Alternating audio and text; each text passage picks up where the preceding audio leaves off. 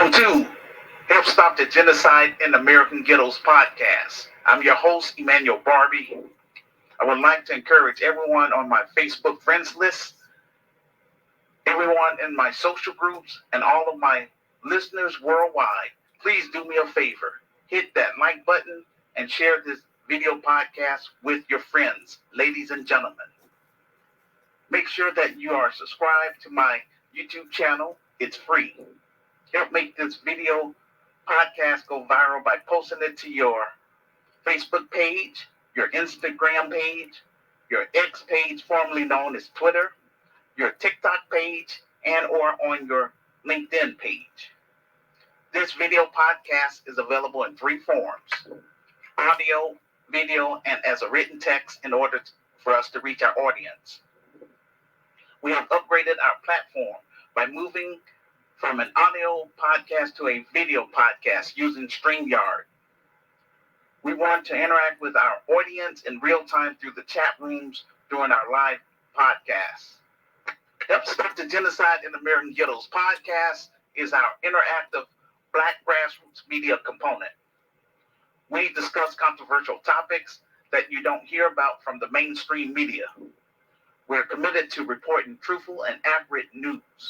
We believe that now is the time for a comprehensive and new strategy and a new movement for Black people / African people. I'm not online just to sell my book or just to run off at the mouth. I created this platform to interact with everyone on my Facebook page, which is 2017 people. I give Black entrepreneurs / African entrepreneurs free airtime to promote their products and services to my listeners from the global community. I give people in the faith community an opportunity to share the gospel of Jesus Christ. I encourage Black artists, African artists, Black authors, African artists, musicians, poets, community activists, and ordinary law-abiding citizens an opportunity to have their voices heard loud and clear on this platform. After the show, I offer my guest speakers an incentive by teaching them how to create their own podcast and YouTube channel to help them earn extra revenue. I also assist people on my friends list with creating basic websites, finding college scholarships, grants, housing, and legal services, all for free. Yet, for 32 years, Black Americans / Black Chicagoans have rejected and overlooked my vision and plan to help improve our social conditions within the African American community. This is why I am online, to broadcast my vision and plan to like-minded Black Americans and like-minded African immigrants within the United States of America. I refuse to be ignored. All I have is my revised book, quote, The Solution for Black America, Reclaiming, Rebuilding, and Restoring the Urban Ghettos in America, 2nd edition. My virtual store, this platform, my online groups, both Christian and secular, which represents my virtual organization known as the Grassroots Community Activist Movement. And now, my film project. My film project is my last attempt to try to build something positive for my racial group, Black Americans, before I cut and run to Africa. Again, out of 2017 people on my Facebook friends list, yet only one person have donated towards our film project on our PayPal page. That is Minister Talita Sunday. Shout out to that sister. Don't believe me? Check our GoFundMe page and check our PayPal page and look for yourself and see how many people have donated to our film project. Also go to my Facebook page and see how many people that's on my friends list. Family, we gotta support this film project. Anyone on my Facebook friends list that's not interested in our cause, then delete me off your friends list, and don't come to any events with my name on it, and that's real. Without support, without financial support from the Black grassroots and the global African family, then I am unable to do my job. If it was up to me, everybody on my Facebook friends list would be behind this film so that the Black world would know who we are and what we've been trying to do for the past 32 years. Since I have little to no support for my cause, all I can do at this time is news and social commentary. Lord knows I want to do more, but it is what it is. If you're serious about learning more about me and my virtual Christian socialist organization, the Grassroots Community Activist Movement, then please purchase my revised book and read my story for yourself. If you agree with my vision and plan to help improve Black America, then make arrangements with me to come on this platform and let's talk about it and encourage others to join our cause. Also, donate what you can towards our film project. Since Black America is taking me for a joke, I'm reaching out to African immigrants within the United States of America from 10 African nations. They are as follows: South Africa, Kenya, Ethiopia, Tanzania, Uganda, Angola, Liberia, Ivory Coast, Ghana, and Nigeria. All I ask is that you purchase my revised book, either the ebook or the paperback, and read my story for yourself. If you agree with my plan to help improve Black America, then donate what you can towards our film project to help get this project popping by sharing my information with all your friends and include your non-Black friends. This will help speed up the process. Our aim is to raise $250,000. We are using crowdfunding such as GoFundMe so that everyone will know exactly where the money will be going. I don't operate like the next Black man. I have my own style and way of doing things. There's no middleman. You would need to contact me directly.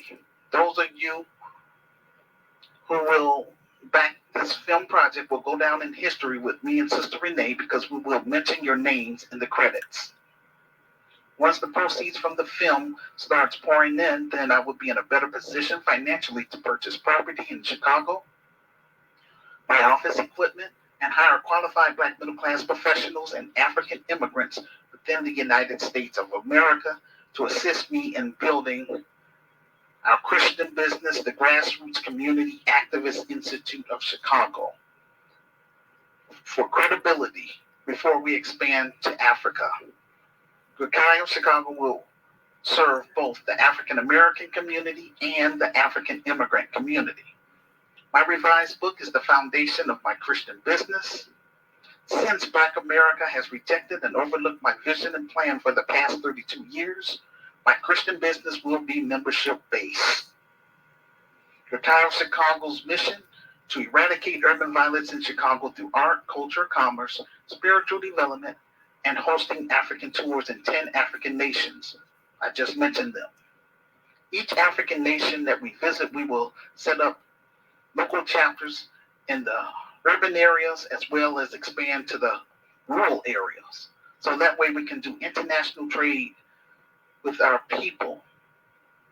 We will reconnect Black entrepreneurs with African entrepreneurs, Black artists with African artists. We will raise the bar in Black America by separating ourselves from con artists, Black Boule, degenerates, Democrat Shills, hardened criminals, pedophiles, off-code Negroes, and urban terrorists by vetting or screening anyone who comes through our doors. We will hold mandatory orientation for local residents who reside on the west side of Chicago, specifically in Austin, Garfield Park, and North Lawndale.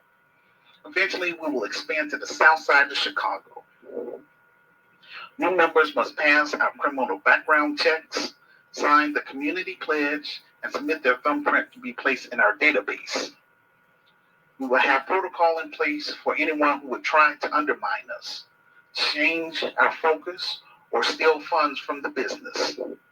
If a person or person that attempts to change our focus from solving black issues, they will get 2 warnings. The third time, that person or person's name, photo ID, and address will be placed in our Judas list for all members to see, and they will be barred for life. This is how I get down. The Kai of Chicago is about healing from enslavement and colonization. In this business, I promise none of my members will never have to endure such foolishness that I experienced just for trying to build something constructive for black youth and their families. In time, we will offer a second chance program for ex-offenders of nonviolent crimes, former gang members, and homeless individuals within the community we will serve. The benefits of becoming a GRCAM member: we will provide a safe environment for black children and their families. We will give our black youth an opportunity to be in our black empowerment films. And based on our budget and sponsorship, we will offer stipends for them. We will provide free groceries to our active members who are struggling through our food pantry programs. We will also assist our active members with their utility bills. We will offer parenting classes and financial literacy, etc. Black filmmakers, Black millennials, and Generation Z. This organization is for you, but I need your help to get the ball rolling. Please read my story first, and if you are brave enough, smart enough, then make yourself known to me. Don't wait until I am dead. Work with me while I am still alive. I don't want to be doing this another 32 years. The Kai of Chicago would take the lead in solving black issues within the United States of America. It's my hope that this business will eventually become a franchise just like McDonald's across the United States of America. I also hope that Kai will go global in such places as Africa, the Caribbean, and Brazil. You can find all of the links to my revised book, my virtual store, our revised GoFundMe page, and our PayPal page in the comment section below this video podcast. Upcoming events. Our guest speakers for the month of June are as follows. Monday, June 17th, we will have Pastor Ike King from Nigeria. Wednesday, June 17th, we will have Apostle Prince. I don't know how to pronounce his last name, and I'm not going to try. He's also from Nigeria. And Thursday, June 27th, Chief Apostle Zila Garner from Virginia. Please mark your calendar for the following date for our monthly virtual conference, Facebook Live event, Saturday, June 29th, 2024. Theme: demanding reparations now for descendants of American slaves and an anti-black hate crime bill. Where? Facebook Live /StreamYard. Time: 2 p.m. through 4 p.m. American Central Time, 3 p.m. Canadian Time, 8 p.m. West African Time, 9 p.m. South African Time, 10 p.m. East African Time, and 8 p.m. UK time. Instructions on how to participate on the show. First, watch my video podcast. This is called Side A. After I finish my presentation, then I will open up the phone lines through Facebook Live. This is called Side B. The title of this presentation: Identifying the Black Boule and Democrat Shills during this political season, and Oklahoma Supreme Court threw out Tulsa race massacre case. Our first topic: identifying the Black Boule and Democrat Shills during this political season. Joy Reid interviewed Representative Brian Donald's statement about the marriage rate of black families during the Jim Crow era. Notice she never addressed the actual anti-black racism from fellow Democrat Governor Kathy Hochul. She said, quote, "Black kids in the Bronx don't know what computer means," unquote. There's a video of Brian Donald having a conversation with black men. He talked about the black family being together during the Jim Crow era. The marriage rate during the 1960s, more African American families was married, and we had more black businesses and more black schools compared to 2024. This assessment was correct. I reviewed the Pew Research data, yet Democrat Shills is trying to deflect by saying Brian Donalds think that black Americans enjoyed being under Jim Crow. We know that's a complete lie, but I'm not going to play the clip because it's going to, just take up more time.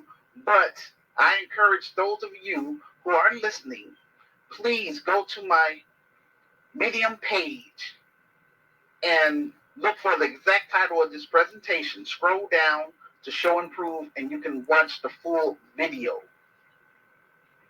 So what I got out of the video, you cannot leave race out of the fact that Jim Crow was the law against black Americans for 100 years. He never said that things were better under Jim Crow. Joy Reid is old enough to understand the conditions of black Americans during the Jim Crow era. If you paid attention to everything that Joy Reid was saying, everyone knows based on statistics, black Americans stayed married until they died. The African American community was more together. Joy Reid is doing the dirty work for the Democrat Party. She doesn't care about the facts. She is only concerned about a lot of black men are starting to wake up and take a second look at the Republican Party because black men don't see a place in the Democrat Party. A lot of black men are career-driven and critical thinkers. The Democrats incentivize single-parent households. They promote abortion to black women, and out of all the issues in America, they promote bathroom rights and transgender people to be in the same bathroom with your daughters or your wives. A lot of black men are traditional and have family values. The strategy for the Democrats is to keep black men and black women at odds with each other. But thank God, a lot of black men and black women are starting to wake up to the Democrats, having been following their party for the past 60 years. Joy Reid, Al Sharpton, and Roland Martin, just to name a few, are part of the Boule and their Democrat Shills. I noticed Joy Reid and Al Sharpton was looking at Brian Donald's history, and he was from Brooklyn and relocated to Florida. They was trying to stir black Americans up by pointing out that he is in an interracial marriage. What they're trying to use is black Americans' rage against a black man married to a white woman. What I say about that is, if you're going to play dirty when it comes to marriages, just look at the DNA of black Americans. We've had some white in us because many of the slave owners raped our women. If you're going to use the purity argument, then you got to address both sides. Whoever you choose to marry, that's your business. The Democrats are trying to use it against him. The Democrats also want to say he's MAGA, What does make America great again have to do with his marriage? All these black Democrats are so mad about his statement about more black marriages during Jim Crow. But where is all that smoke for New York governor and Democrat Kathy Hochul?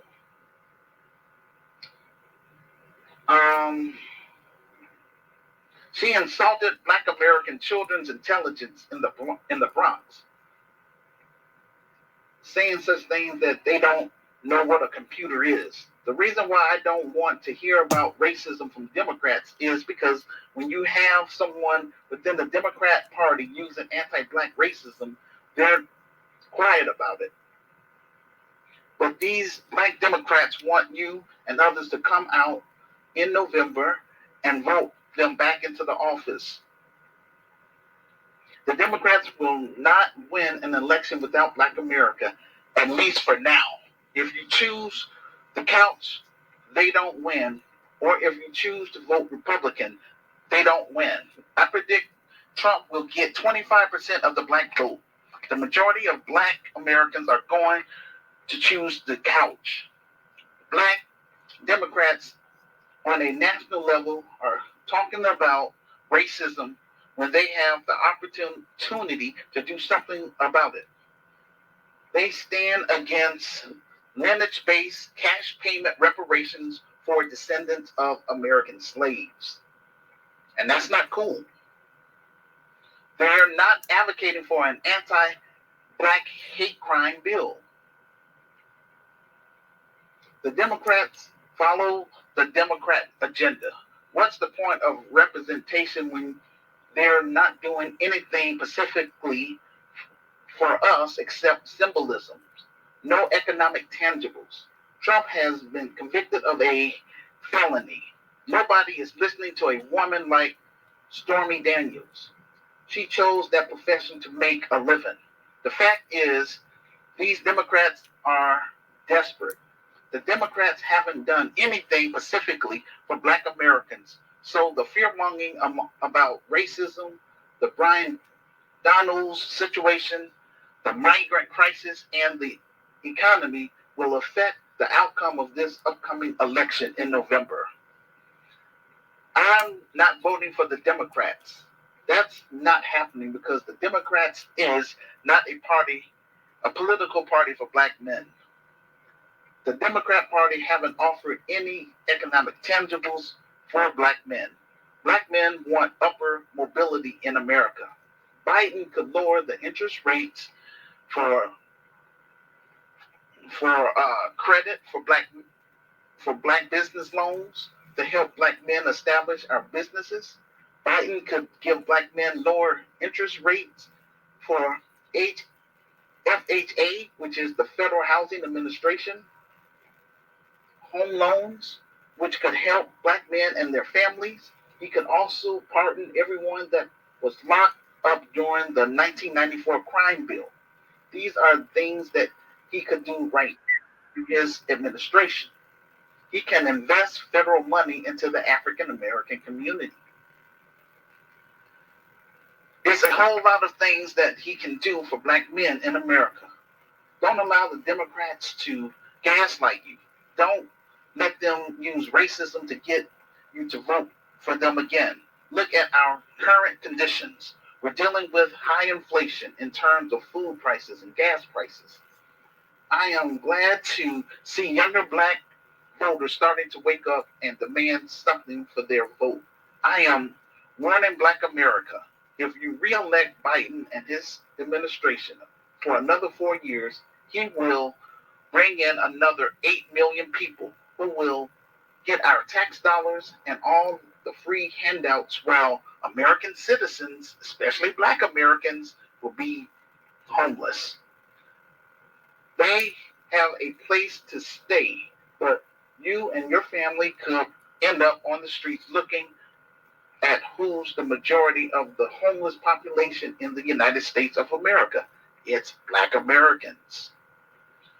Who in their right mind would vote for a political party that's going to continue to give away our reparations. Please leave a public comment on my YouTube page about the topic. Most of all, share this video podcast with your friends. This will help get the ball rolling. Our second topic, Oklahoma Supreme Court threw out the Tulsa race massacre case.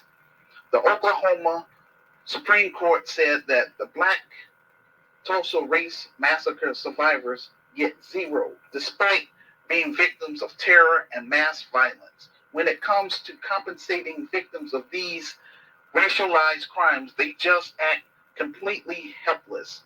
Meanwhile, in 1996, the families of the Oklahoma City bombing got $50 million to assist them as victims of terrorism and mass violence. See the double standard?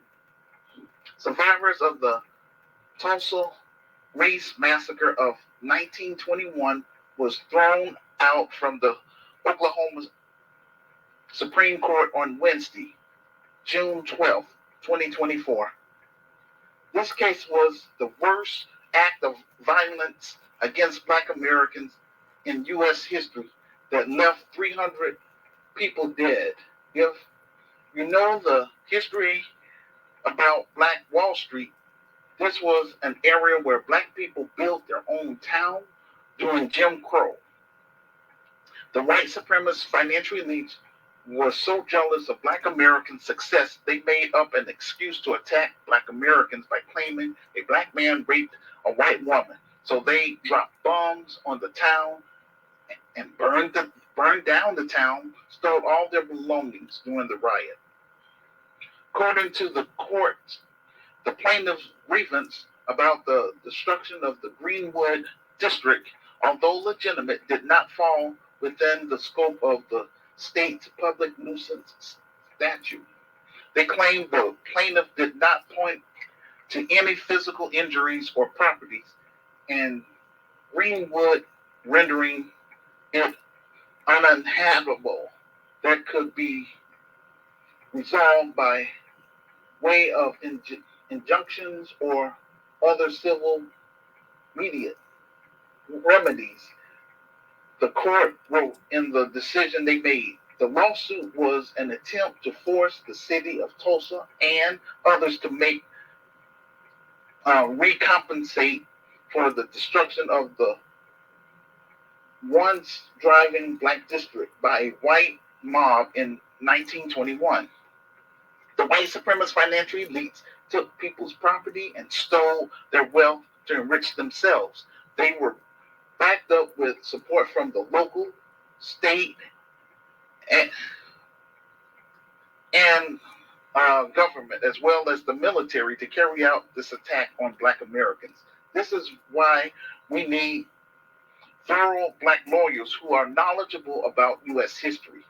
After they dropped bombs and set the towns on fire, they tried to rebuild. They faced more obstacles by the dominant society, such as administrative sabotage. You know, they had to get different permits and all that stuff. They just being petty. And again, this is what Black Americans go through. And, you know, all I'm saying is that, you know, I'm trying to encourage Black Americans to work with me, help turn my vision into a reality, do what we can to, you know, help improve the inner cities, make a alliance with African immigrants that's here in America, so that way we will have a better chance at, I would say, surviving here in the United States of America. The court ruled that the plaintiff's grievance about the entire destruction of the Greenwood district did not fall within the scope of the state's public nuisance statute. The case is a perfect example of the racial wealth gap and economic disparities that continues today. The lawsuit contained a detailed account of the property and financial wealth lost during the massacre. In contrast, the American government gave reparations to Native Americans, Indians, and Japanese Americans. The Obama gave Jewish American reparations, but their situation did not happen here in America. It happened in Germany.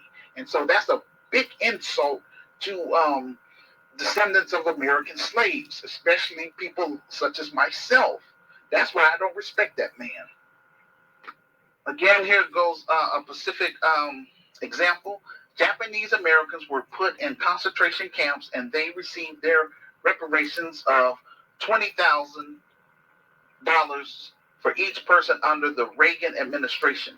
When our ancestors tried to get off those plantations, they didn't get off the first time. They tried time and time again, but eventually they got off those plantations. Thank God. Now we have to break those mental plantations by holding on to one political party, the Democrats. We got to get off of that Democrat plantation, y'all. I found a video on YouTube entitled, quote, Tulsa Race Massacre Survivors Plan Appealed After Reparation Case Dismissed by Judge Attorney Says, unquote. To watch the full video, go to my Medium page and select the exact title of this presentation, then click on it and scroll down to show and prove. From the readout interview, what I got from it was that the white supremacist financial elites would want the survivors dead so that they can continue to utilize the massacre to raise money, over $30 million, for their own benefit to create a tourist attraction while denying the actual survivors a dime. That's American capitalism, ladies and gentlemen. The city has used the same people they murdered in order to raise funds to make a tourist attraction monument, while using the court system to deny the remaining survivors their legitimate grievances. How do you expect to get justice from descendants of slave owners? That goes against their system, white supremacy. This is what we're up against in America. We are targeted because we're descendants of American slaves. On this platform, we're not talking about social integration or what's happening with black celebrities. Our focus is on black economic empowerment and lineage-based cash payment reparations for descendants of American slaves. I want to educate my listeners about solving black issues. We want to talk about reparation in that the white supremacist financial elites, when they hear us talk about it, their ancestors came to our continent and stole our natural resources, our land and our birthright, and our inventions. All the unearned wealth they hold is from the theft of Africa, Brazil, and the Caribbean. So when we talk about reparations in America, that rubs them a certain way. They get mad about the conversation of reparations. They know what their ancestors did was wrong and low down. Colonizing other people's land. This is why it's so important that we tell our own story because we would not be where we are today, demanding these people to pay our reparation because of this racial wealth gap created by the white supremacist financial elites. If it was up to them, they would whitewash our history and sweep it under the rug, and our children would never know about our true history in America. They're hoping to push for reparations would eventually wither on the vine. They're hoping if they just wait it out a little longer, it will go away, because that was happened with previous generations. This is why they allowed black Americans to march and protest in the streets to let off or blow off steam and to allow us to burn down the neighborhood and eventually go home while the status quo remained in place. During the civil rights era, the white supremacist financial elites began murdering our icons and leaders. They're losing their ability to colonize our minds as a collective. This is why they're bringing in so many immigrants to America, because they are detached from our history. They're deputizing non-white people so that they can do the dirty work for them. We have to identify all the collaborators who are assisting white supremacists. After all, isn't that the standard that was established during the Nuremberg trials? I found an article from Newsweek entitled, quote, "The Full List of Black Americans for Trump Coalition Partners," unquote. They're trying to make an enemies list, but notice Newsweek doesn't list all of the justices who voted on certain bills. They don't display a public list of names of each person in a Supreme Court ruling. Then even publish the names of Democrat candidates who voted against reparations. Yet all of a sudden they're making a public list about Black Americans who are for Trump. That's low down. They know the Democrats are in trouble. There's a poll from June 15th. It says a Marist poll published on Wednesday shows that Biden has lost considerable support among Black voters in Pennsylvania, a state he nearly won in 2020. 92% voted for him and just 7% chose Trump. Today, only 68% of Black voters are for Biden. According to the Marist poll, 68% of Black voters said they were supporting Biden. If we don't tell our story, nobody else will. Black Americans have made progress in this country. If we stop talking about these topics, then it will go away. I want you all to understand this is all about generational oppression that the Oklahoma Supreme Court has done to Black Americans. The reason they're doing this in Tulsa is because we're not on code with one another. This is the most individualistic I've ever seen in Black America. Back in the day, we stuck together. I believe that's one of the tragedies of desegregation, this individualistic mindset, or becoming Americanized.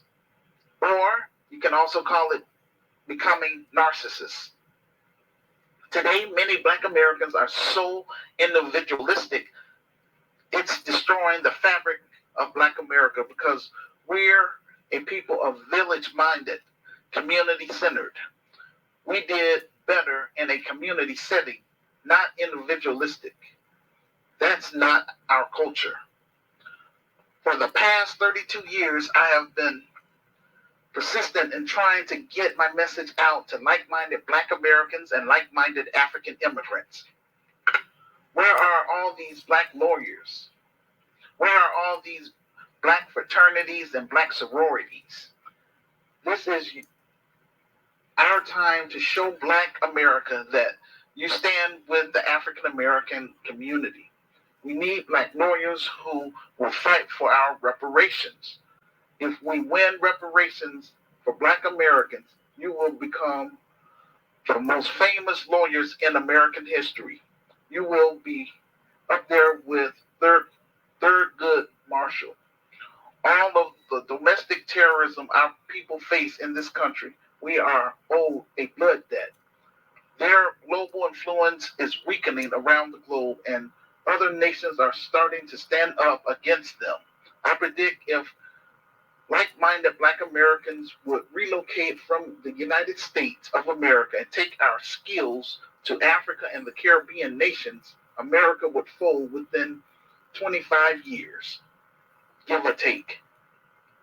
If we don't tell our stories, then it will end up getting whitewashed. Joy Reid is not on our side. She views herself as immigrant first, female second, black, that's going to fall down to fourth or fifth place. She's a Democrat shield. Brian Donalds, he's not from the soil. He also see himself as immigrant first, yet both of them are talking about our history, Black American. They're not from our lineage, descendants of American slaves, yet the white supremacist financial elites put them on television to be our spokespeople. I'm going to send a challenge to everybody that's listening to this video podcast. I need you all to support our film project so that we can move beyond cyberspace and get our story on the big screen to let the Black world know who we are and what we're trying to do for our people who are trapped in American ghettos, starting in Chicago. Hood Liberator, made in Chicago, the war against Willie Lynch begins.